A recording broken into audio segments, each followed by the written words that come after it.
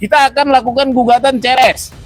Oke. Yaitu gugatan supaya pertama hakim memerintahkan agar KPU mencari arsip fotokopi terlegalisir ijazah atas nama Joko Widodo tahun 2005 dan 2010 yang dinyatakan hilang.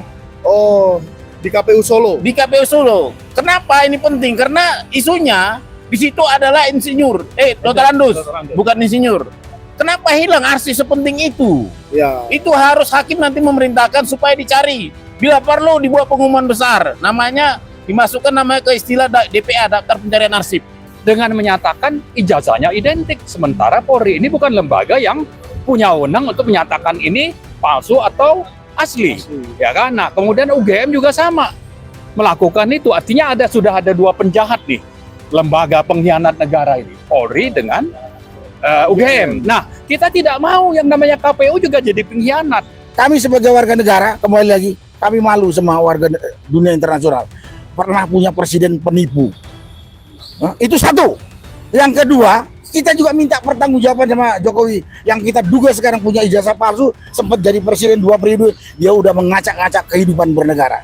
Mengacak-ngacak hukum, mengacak-ngacak ekonomi, mengacak-ngacak sosial budaya. Kita akan minta pertanggungjawaban itu. Terima kasih ya. Assalamualaikum ya. Selamat siang. Kita di sini sebenarnya ada agenda untuk gugatan lain. Ya. Di mana di KPU kan kita sudah di petun sudah agenda gugatan membatalkan surat keputusan KPU tentang pencalonan presiden 2014 dan 2019. Di DKPP kita sudah melaporkan perbuatan pelanggaran etiknya karena menerima persyaratan fotokopi ijazah terlegalisir tanpa tanggal, ya, melanggar peraturan perundang-undangan. Itu kode etik yang menerima pejabat KPU-nya.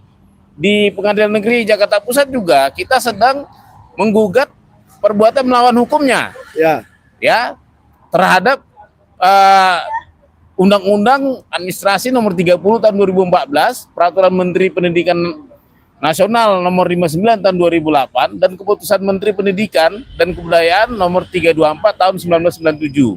Nah, di sini kita masuk ke gugatan intinya. Ini yang keberapa tadi? Tadi udah ada yang di DKPP, di PT UN, di PN Pusat, dan ini yang keempat. Ini yang keempat. Oke. Jadi yang ini Pak, ini sebenarnya intinya, untuk membongkar ijazah. Membongkar keaslian ijazah. Oke. Ya. Jadi ijazah dan ijazah itu sama ya, guys. Ijazah ya. Sama. Nah, kita kesini memastikan kita kan sudah 3 kali mengirim somasi ke KPU.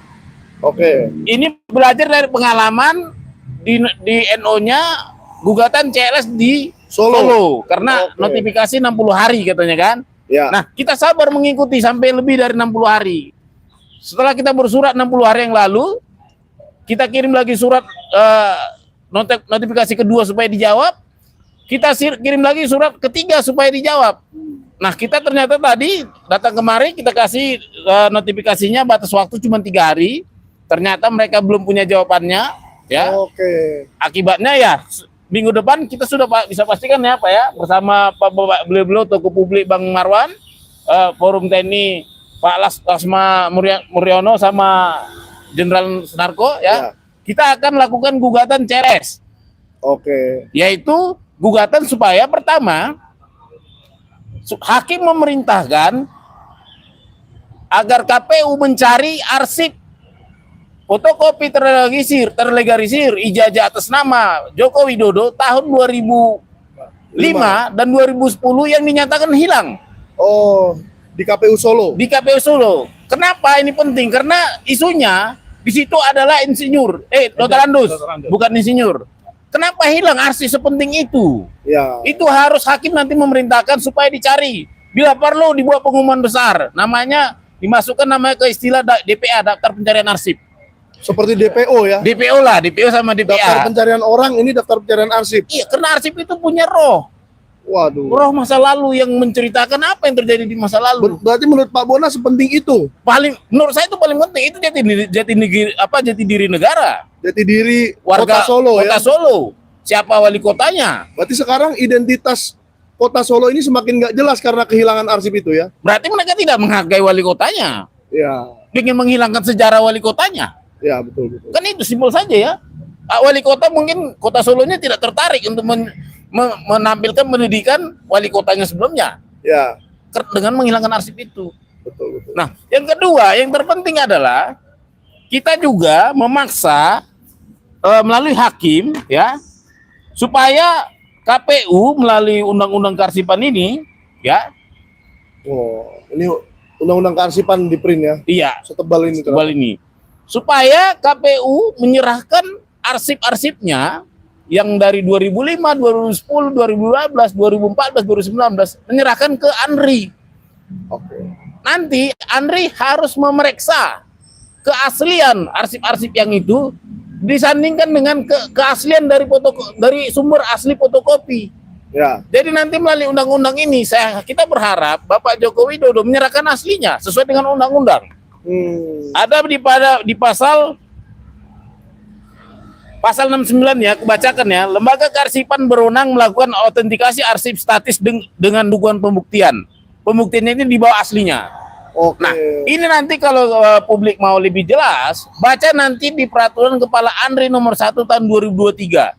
Di situ jelas disebut bahwa autentikasi harus dilakukan dua hal. Pertama, fotokopinya, dan kedua sumber asli fotokopinya itu harus diautentikasi. Harus dibawa.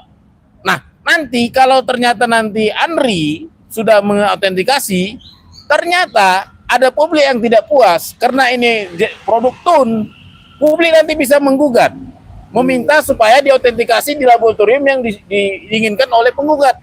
Oke. Bisa aja nanti kita warga negara pingin ke Jerman atau kemana seperti itu. Tidak masalah karena ini produk TUN. Tata usaha negara. Iya. Oke. Dan yang ketiga kebetulan ini terkait dengan surat kita untuk yang kemarin di TUN kan kita sudah tolak ya. Ya. Ditolak hakim, disemisal dan kita cabut.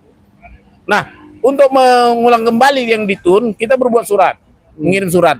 Nah, setelah surat ini kita kirim, nanti kita akan minggu depan juga lanjut lagi ulang TUN-nya.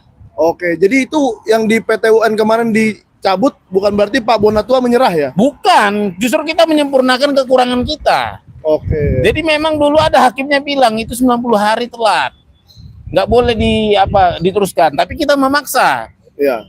Sebenarnya bisa ada triknya begini, bersurat dulu supaya ibaratnya membangkitkan yang mati. Ya ini namanya membangkitkan yang mati. Dengan begitu nanti unsur 90 hari kita sudah lewati. Ya, 90 harinya dihitung sejak tanggal ini. Tanggal 20 ini. Oke. Plus 10 hari ya. 10 hari kan mereka punya waktu jawab 10 hari kerja, tapi nggak dijawab-jawab juga nih. Makanya kita sekarang berhak sudah punya starting point untuk melanjutkan ke petun. Oke. Itu. Sebelum saya ke bapak-bapak yang membersamai, saya mau tanya Pak Bona. Nah. Kemarin kan kita sempat ke DKPP yang saya dijadikan saksi, padahal menyaksikan sedikit saja, nggak apa-apa. Di mana ketua KPU yang masih aktif sekarang datang. Ya. Semua komisioner KPU datang dan mereka mengaku mereka sendiri sudah membaca langsung Ya. surat-surat dari Pak Bonatua. Berarti kan mereka sudah punya perhatian khusus Ya. terhadap surat kalau datangnya dari Bonatua Silalahi, kira-kira begitu. Nah, menurut Pak Bona kenapa surat ini dari 15 April mana tadi? Ada yang 15 April kan, Pak? Iya. Nah, menurut Pak Bona ada apa dengan surat yang satu ini kok apa belum dibaca? Apa masih dipikir-pikir? Apa memang susah untuk dijawab surat ini? Sebenarnya apa ya? Mereka tadi sudah jawab, sudah dibaca. Ya. Tinggal prosesnya. Karena memang ya ini kan agak sedikit hati-hati lah ya. Oke. Nah, karena ini berhubung hukum. Kita juga nggak perlu penting-penting amat sebenarnya minta jawaban mereka. Karena ini hanya untuk menekan tombol perang saja. Ya. Dijawab atau tidak, itu menekan tombol perang di pengadilan. Di pengadilan. Sudah terpenuhi unsur tanggalnya. Ya. Nah, makanya kita memastikan kalau memang ada jawaban ya bagus, berarti ada yang mau kita sidangkan jelas. Tapi kalau tidak ya terpaksa nanti triknya agak berbeda gitu. Oke, terpaksa nanti mereka jawab di persidangan saja. Iya, Oke. dan butuh sesi khusus jadi menjawab. Oke. Gitu. Nah, mungkin saya ke Pak Marwan dulu ya, karena jarang-jarang nih Pak Marwan saya lihat datang ke KPU begini. apa yang spesial dengan suratnya Pak Bonatua sehingga Pak Marwan mau langsung turun? Ya, saya kira kita bicara ijazah Jokowi itu masih belum jelas prospeknya itu akan tuntas atau tidak. Ya. Justru saya khawatir dari klaster 2 yang dijadikan tersangka oleh Polda Metro Jaya. Polda Metro yang digugat Jokowi itu ada prospek untuk akhirnya damai. Saya tidak menuduh, tapi saya mengkhawatirkan. Oke. Sehingga kalau akhirnya damai, maka pembuktian ijazah atau pokok perkara itu tidak akan pernah diproses. Nah, sementara kalau dari klaster 1, mereka ini terus dizolimi. Tapi dari Polda, misalnya itu untuk penyerahan ke kejaksaan itu tidak jelas kapan. Ya Padahal kan? harusnya sudah bisa ya. Ya, kalau memang akhirnya ini diulur-ulur, yang tadi itu ada prospek damai, maka kita ke pokok perkara itu akhirnya tidak akan sampai. Nah, saya melihat ini ada prospek. Dan yang penting sebetulnya kita tidak mau berhenti dengan agenda skenario yang dijalankan oleh geng Solo. Terutama ini Jokowi, oligarki, dan juga yang didukung oleh Polri. Kita tidak mau untuk akhirnya nanti pokok perkara itu tidak tuntas. Tidak disidangkan. Ya? Tidak disidangkan. Maka kita melakukan ini. Yang penting ini terus hidup.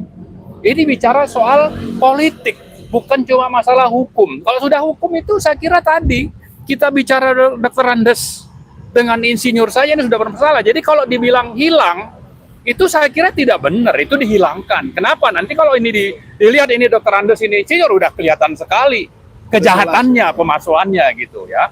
Kemudian juga kita sudah paham sebetulnya yang ada lembaga-lembaga negara yang ada di balik bagaimana supaya pembuktian ini tidak terjadi, itu terutama adalah yang namanya Polri. Bagaimana Polri bisa menyatakan ini bisa menjadi dasar untuk teman-teman kita itu dihukum dengan yang 2 klaster tadi dengan menyatakan ijazahnya identik. Sementara Polri ini bukan lembaga yang punya wewenang untuk menyatakan ini palsu atau asli. Ya kan? Nah, kemudian UGM juga sama melakukan itu. Artinya sudah ada 2 penjahat nih, lembaga pengkhianat negara ini, Polri dengan UGM. Nah, kita tidak mau yang namanya KPU juga jadi pengkhianat. Itu. Jadi kita menggugat juga nih KPU. Tolong Anda fungsinya apa? Tunjukkan itu dokumen. Dengan begitu nanti kita bisa nanti membawa itu di pengadilan. Dan yang paling penting sebetulnya bagi presiden ya, ini supaya menjamin terjadinya proses di pengadilan untuk pokok perkara tadi. Saya yakin presiden bisa nih mengintervensi KPU misalnya atau mengendalikan Polri untuk supaya tadi pokok perkara itu bisa benar-benar disidangkan di pengadilan dengan pengadilan yang benar, yang sesuai dengan prinsip-prinsip pro justisia. Itu yang kita inginkan sebetulnya. Oke. Ya. Bapak percaya bahwa mayoritas masyarakat Indonesia menginginkan pembuktian itu? Oh, sangat-sangat percaya. Yang dulu pendukung Jokowi aja kan sudah justru berada di garis bersama rakyat untuk menggugat. Ya, apalagi yang tadinya itu normal atau tidak terlalu peduli. Tapi dengan situasi yang seperti sekarang ini, jelas mereka akan sangat berharap ini ada pembuktian pokok perkara tadi. Oke, terima kasih Pak. Saya geser ke sebelah sana ya. Siap. Ini menutup kamera tapi nggak apa-apa karena saya juga. Saya ke Pak Mur dulu. Ya, sebelum ke Pak Narko. Pak Narko nanti finalnya karena paling gong. Nah, Pak Mur, saya kan sudah melihat Bapak ikut menggugat bersama Pak Bona di PN Pusat. Dan sekarang ikut lagi di gugatan yang melawan KPU ini. Sebenarnya apa sih pemikiran dari para purnawirawan TNI? Kenapa kok ijazah ini penting sekali gitu? Kalau masyarakat kan mungkin ada yang merasa dibohongi karena selama ini memilih atau tidak memilih, tapi ternyata kok bisa lolos. Kalau dari TNI sendiri, purnawirawan TNI bagaimana Pak? Ya, makasih. Jadi gini, pertama kami melihat bahwa permasalahan ijazah Jokowi ini Ini jelas kalau ini terbukti bahwa itu palsu adalah kejahatan terbesar di Indonesia, mungkin di dunia. Ada seorang presiden yang mempersyaratkan masukkan dengan syarat ijazahnya palsu. Ini kejahatan terbesar dan ini kejahatan luar biasa menurut kami. Oleh karena itulah kami tidak akan bosan-bosannya dan kami tidak akan berhenti sampai ini terbukti. Karena kami kan bilang bahwa ini ijazah palsu ya, kami ingin buktikan bahwa ijazah ini palsu. Ya. Ini sampai terbukti. Nah, walaupun di sebelah sana mengatakan bahwa asli, bahwa Polri juga mengatakan bahwa identik, UGM juga menyatakan ijazahnya asli. Nah, mari kita buktikan di persidangan, di pengadilan lah yang akan memutuskan ijazah itu asli atau palsu. Ini kami tidak mau berhenti. Kami ingin sampai terbukti palsu atau asli. Oke. Sampai Yang paling penting. sampai ada pembuktian di persidangan. Sampai ada pembuktian persidangan, jangan berhenti. Kita melihat ada beberapa teman-teman yang sudah mulai berhenti, sudah mulai melemah. Ini kami tidak akan. Dan kami dari forum, terutama forum Purnawirawan Prajurit TNI, tetap akan melangkah untuk kita bersama-sama dengan rakyat untuk kita buktikan secara transparan, terbuka bahwa pengadilan lah yang akan menentukan bahwa ijazah Jokowi ini asli atau palsu. Kalau ini palsu, ya ini udah jelas ini kejahatan luar biasa. Itu hukumannya penjara itu. Hukum mati. Hukum mati malah. Iya, itu udah pembohongan luar biasa itu, luar biasa sekali. Ya, Tapi tapi oleh karena itu kami tetap tempuh. Maukah itu ke Petun, maukah itu ke CS, kemana saja, maukah itu ke DKPP, kami tetap mengawal. Kami tetap membersamai Pak Bonato untuk kita bisa. jadi melalui jalur bersama-sama. hukum ya Pak. Pasti Melalui kami jalur hukum. melalui jalur hukum yang konstitusional. Nah, kalau yang sudah Bapak lihat dari pengadilan yang satunya, Pak, di PN Pusat, kan sudah melalui proses mediasi 4 kali ya. Sudah 4 kali dan tergugatnya juga sama KPU. Kalau Bapak melihat KPU di dalam perkara itu seperti apa sikapnya? Dan apakah mereka akan mau dengan baik-baik menyerahkan dokumen ini dan supaya ini diautentikasi, Pak? Ya, jadi yang di gugatan kami di Jakarta Pusat itu jelas-jelas KPU, Bawaslu, dan UGM itu tidak punya niat baik untuk kita menyelesaikan dengan sebaik-baiknya.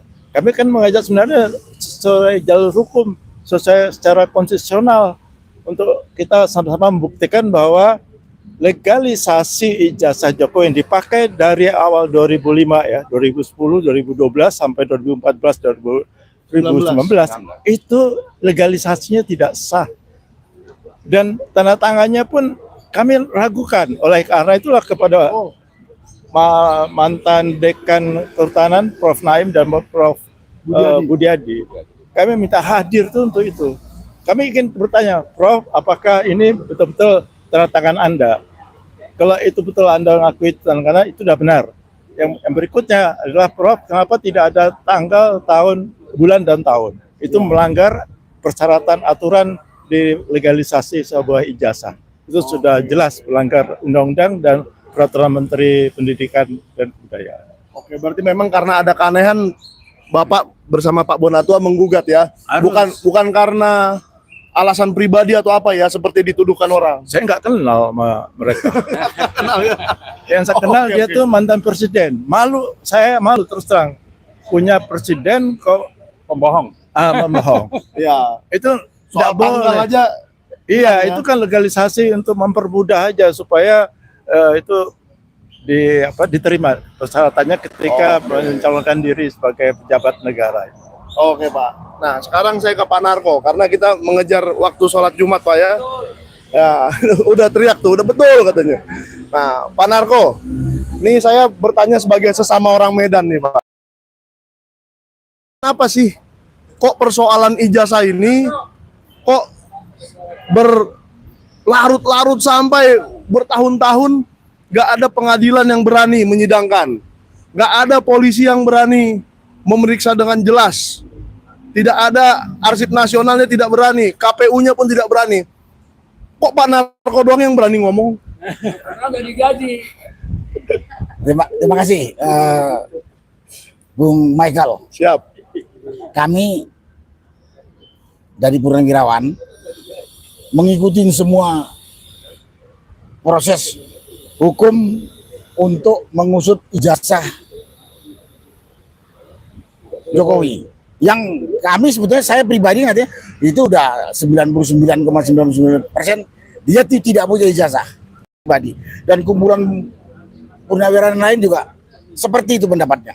Sehingga bukan hanya Pak Bonatua ini aja, kasus Roy Tipa kita di dalamnya sana, kasus Rizal Rustam dengan Kurnia saya dari sana, di dalamnya sana juga.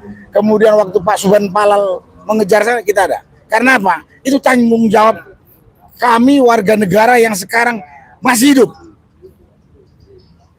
Walaupun sebenarnya kami itu sudah punya kesimpulan sementara, semua proses ini adalah dagelan penegakan hukum dan permainan politik kotor. Menurut saya, pengusutan dan pengejaran ijazahnya Jokowi ini adalah dagelan penegakan hukum dan permainan politik kotor. Kenapa sekarang kita kejar?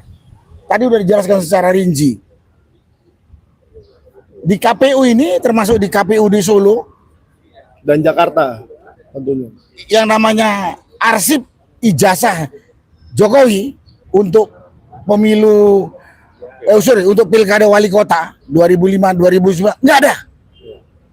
Dan kita dapat banyak sumber di sana dia menggunakan gelar Dr. Andes. Dokter Andes ya Pak. Nah, begitu pindah dia menjadi gubernur jadi insinyur. Itu sudah indikasi kuat dia melakukan pemalsuan atau dia tidak punya ijazah. Sampai ke presiden di 2014, 2019, 2019 itu fotokopi ijazahnya dilegalisir tanpa tanggal. Jadi makanya saya katakan ini permainan dagelan hukum. Yang saya pernah katakan, kalau penegak hukum jujur, pemerintah ini jujur, ini nggak perlu seminggu selesai kok. Ya. Manusianya yang dikejar Jokowi masih ada. Panggil Jokowi, mana ijazahmu? Selesai. Tapi di sini banyak penipu, banyak pengkhianat bangsa. Ya kan? Penipu, pengkhianat bangsa, orang-orang yang nggak punya malu. Terjadi dagelan ini. Sehingga bertahun-tahun. Ya. Nah, karena itu kita mengatakan ini ada permainan politik kotor. Ini Jokowi ini dengan pendukung dan begundal-begundalnya satu kekuatan politik cukup kuat. 10 tahun dia udah berkuasa. Ya. Udah menyiapkan orang, menyiapkan organisasi, tempat, ya, menyiapkan anggaran cukup besar. Ya. Sekarang kami sebagai warga negara udah malu kepada dunia internasional. Ya. Punya presiden berijazah palsu. Sudah malu kepada dunia internasional, bukan hanya di dalam negeri saja. Punya presiden berijazah palsu. Ya. Tapi yang Bapak lihat, yang Bapak bilang dagelan penegakan hukum ini, apakah ada mungkin nih oknum-oknum aparat yang masih takut? Misalnya nih, waduh, yang mau diproses Joko Widodo presiden nih. Antara dua. Takut gitu Pak? Takut atau sudah terbeli atau dibayar. Oke, takut atau terbeli atau dibayar. Contohnya kasus yang sekarang dihadapi oleh Roy dengan Tipa. Ya. Tadinya ada si Rismond di situ. Satu sudah membelot. Aduh. Dia lagi nama dia ya. Intinya dia adalah menanyakan keberadaan ijazah Jokowi. Ya. Atau kemudian dia dikriminalisasi dengan mengatakan dia telah mencemarkan nama baik Jokowi. Betul. Tapi Jokowinya sendiri tidak pernah menunjukkan ini loh ijazah gua. Ini kan permainan dagelan hukum. Ya. Kalau namanya dagelan itu sama dengan sinetron, sama dengan skenario, ada yang membuat naskahnya. Siapa yang harus dikalahkan, siapa yang harus dimenangkan kan? Tentunya yang dikalahkan ada yang lemah. Ya. Ya, yang lemah ya. Itu kan. Nah, kira-kira apa yang berbeda dengan gugatan yang kali ini, Pak? Nah, ini jalannya saja. Kalau sana langsung menyerang orang yang dikejar, ini melalui institusi. KPU ini harusnya punya arsip Ya. lengkap. Kita tanya itu kepada dia. Sampai sekarang belum dijawab. Betul kan Pak Pendeta? Ya. Jadi kita jalannya mau macam-macam. Ada ke KPU, ada ke ANRI, ada ke yang bersangkutan. Jadi saya katakan sekali lagi, tadi saya katakan baru, ini dagelan penegakan hukum. Dagelan itu ada skenarionya, ada naskahnya, udah ditentukan dalam naskah yang akan dikalahkan siapa. Dan saya katakan ini permainan politik kotor. Karena yang dimenangkan adalah kelompok yang kuat, walaupun dia salah, Ya. walaupun dia pengecut. Nah ini semua sebetulnya tergantung pada pemerintah. Saya katakan tadi, kalau pemerintah jujur, dalam hal ini pemerintahan Prabowo ya, Ya. karena dia topnya, Ya. Pemegang kekuasaan tinggi. Kalau dia perintahkan polisi untuk menegakkan hukum dengan benar, sesuai dengan hukum, nggak sampai 1 minggu. Ya.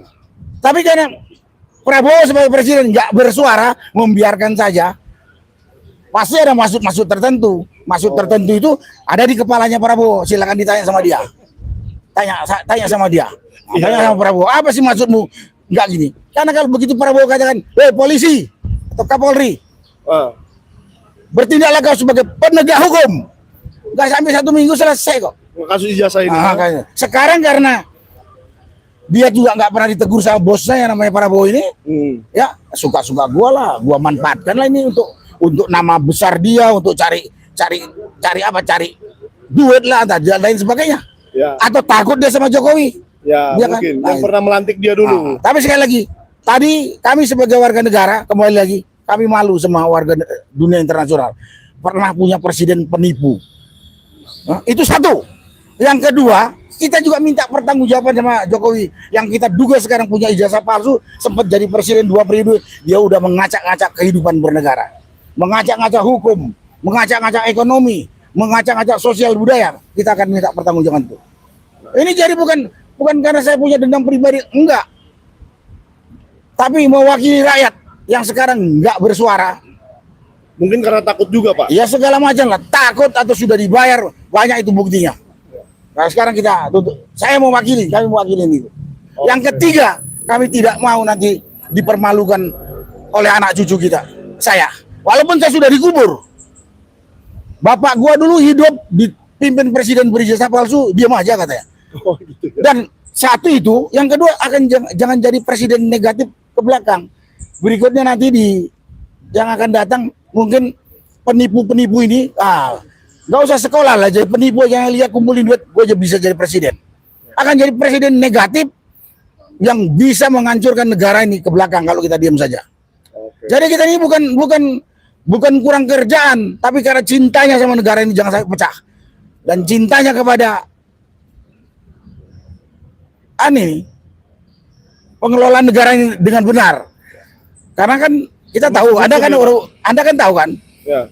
negara itu akan hidup dengan damai, maju, sejahtera kalau hukum tegak dengan benar. Sekarang ada yang berani mengatakan di Indonesia ini hukum berjalan dengan benar? Monyet aja pun kalau dia bisa bicara ngomong nggak ada hukum di Indonesia itu. Hukum rimba yang berlaku katanya. Iya, iya. Betul kan? Ya kita lihat teman kita ada Roy sama Tipa Ya.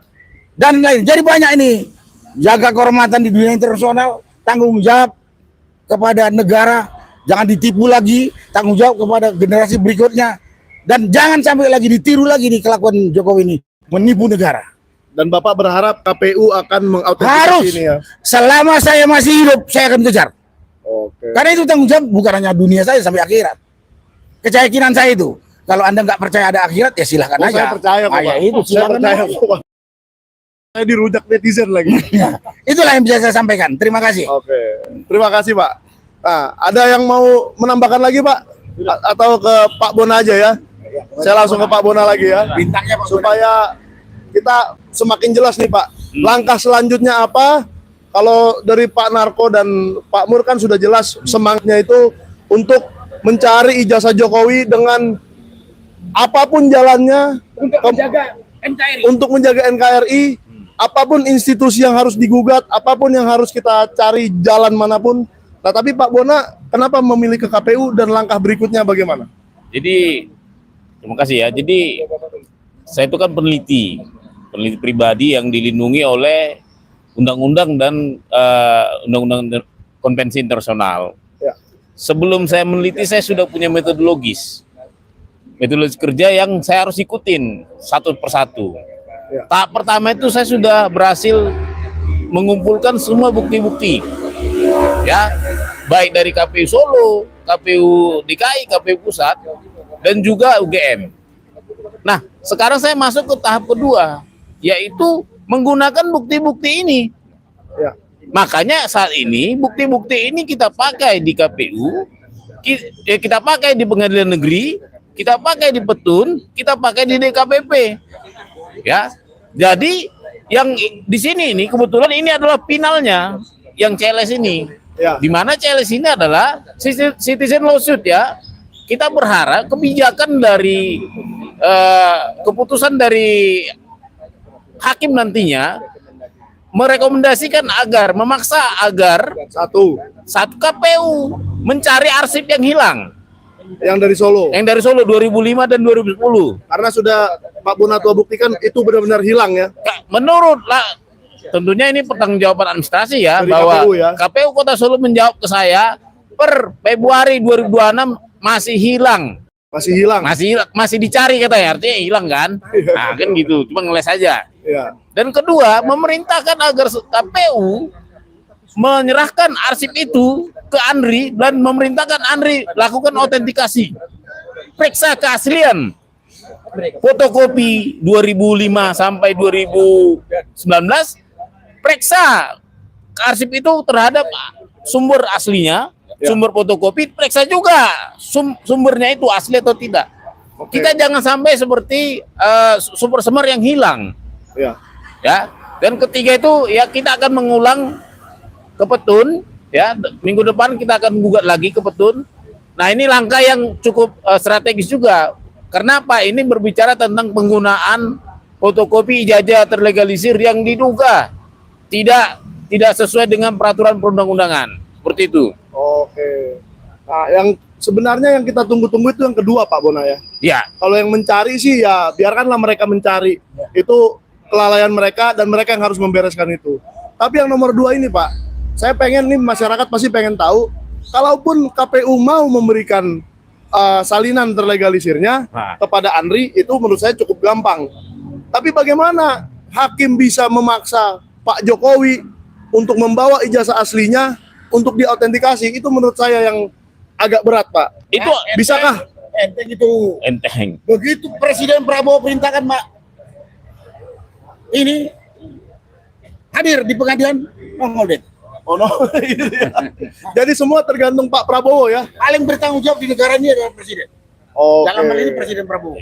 Pak Bona setuju kah? Atau gimana? Sebenarnya saya kembali ke undang-undang. Itu sudah diatur di Undang-Undang Kearsipan nomor 43 tahun 2009. Ya, itu harus dilakukan. Harus dilakukan. Malah sebetulnya KPU juga pada saat dia menerima dokumen itu, fotokopi terlegalisir, dia pertama seharusnya memeriksa keaslian autentikasi dokumen itu di awal. Tapi ya sudahlah, kita kan nggak bicara masa lalu. Iya, kita kan nggak bisa pakai mesin waktu kembali Iya. lagi ya. Ada tahap berikutnya. Undang-undang ini jelas kok menyebut Undang-Undang Kearsipan ini ya. Dan harus memaksa Pak Jokowi untuk membawa ijazah asli ya. Iya. Karena ini undang-undang pemerintah. Di sini banyak disebut bahwa ada 2 tahap autentikasi yang harus dikerjakan. Ya, Yang autentikasi saat status arsip dinamis sudah lewat. sudah lewat. Sekarang status statis, mumpung masih ada barangnya, beliau juga masih hidup, pelaku KPU-nya masih hidup, ya udah serahkan saja. Ya. Nah, pertanyaannya kan akan menjadi miris kalau ternyata sebenarnya 2014 juga dinyatakan hilang menurut saya. Karena waktu Komisi Informasi Pusat datang kemari, berkunjung namanya ada di salinan disebut namanya pemerintah setempat, itu barang tidak ada. Oh, Ada di salinannya, ada di keputusannya. Nah, lantas ke komisionernya pulang, disusullah surat oleh KPU menyatakan bahwa arsip sudah ada. Yang nggak mungkin lagi lah mereka pulang kemari 2 hari kemudian. Makanya mereka buat di putusannya bahwa mereka tidak memeriksa barang itu.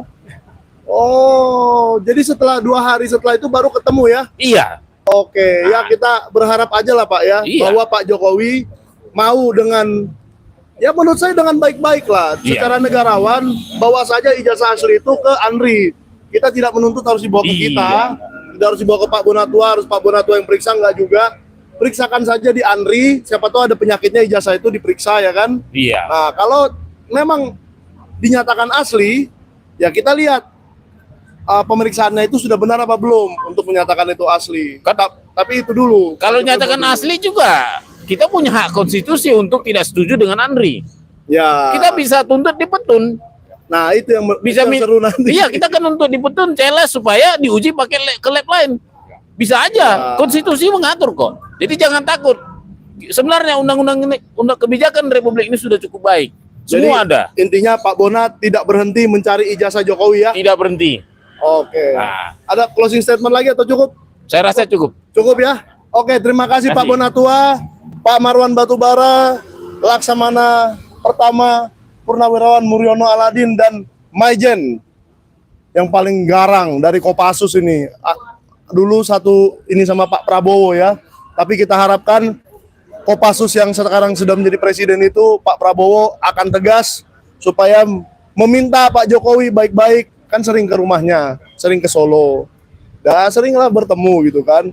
Udahlah Pak Jokowi, kita sudah capek bertahun-tahun, bawa sajalah ijazahmu ke Andri daripada Pak Bonatua menggugat. Nah, Biar dicabut aja Pak gugatannya ya. boleh. Kalau memang dikasih ke Andri, ya Ya. sudah, buat apa lagi digugat kan? Tentu kita berterima kasih sekali karena itu meringankan semuanya. Iya, jadi Kita nggak penggugat capek, ringan, nggak capek.